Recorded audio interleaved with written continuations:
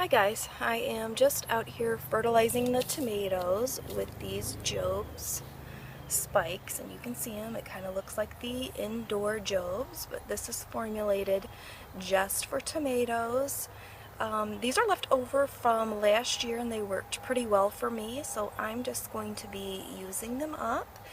And if you read the back, it will tell you what's all in here, which is nitrogen, phosphorate, and potash, and gives you down all of the breakdown of what all of that is, and it's occluded slow release on all of those elements. And you need to plant these, and if you can see, not really plant, but insert them, and you can see it right there.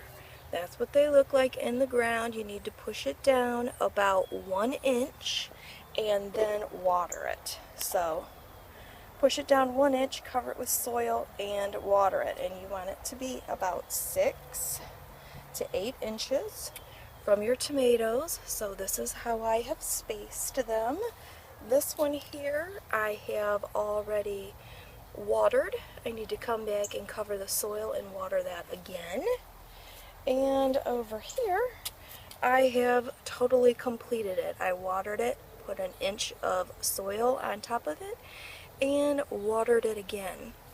And I chose to stop here, even though I have a couple more spikes I could use because I have another tomato right here.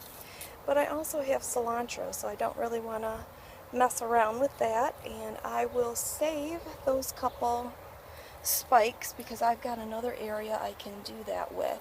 And I chose to do this today because, number one, these plants up here are not looking as good as my plants in other spots, so I wanted to get a jump on kind of getting these thrived up. And the Neptune fertilizer, you need to put it on the foliage, and this one you just put directly into the ground. So I'm going to go ahead and do this, see if I can get these kind of bumped up, and next week hopefully use the Neptune as well. When it gets a little bit darker later, not darker, but not direct sun, see now I'm in the front of the house where I'm in part shade, I will go through and water a lot of this stuff with the Neptune's fish fertilizer on the actual foliage and complete all of this. Look at this cilantro, it's beautiful. I have come out and deadheaded some of this, not really deadheaded, but prevented it budding and going to seed. Look at how beautiful these are. And I've got a couple over here. So these are snow peas, sugar snap peas. They look really gorgeous. And also, as you can see, I've cut some of my chives here and froze them. And I've got some more intertwined. I'm not going to mess with that until these are done, and then I can pull it all out, or pull the snow peas out, I mean. And then I'll go ahead and get another harvest of these out and going and in the freezer for the chives for the winter, for the chilies, the soups, the potatoes, baked potatoes, all that good stuff.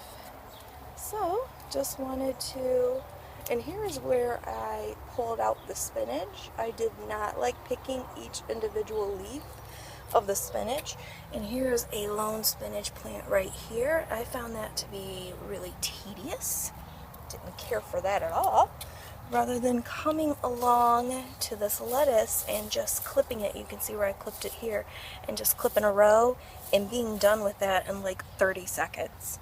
So sometimes you'll go along and you will find out what you enjoy, what you don't enjoy, what is easy, what's worth it growing yourself, and what isn't. So, love you. Please subscribe. Bye.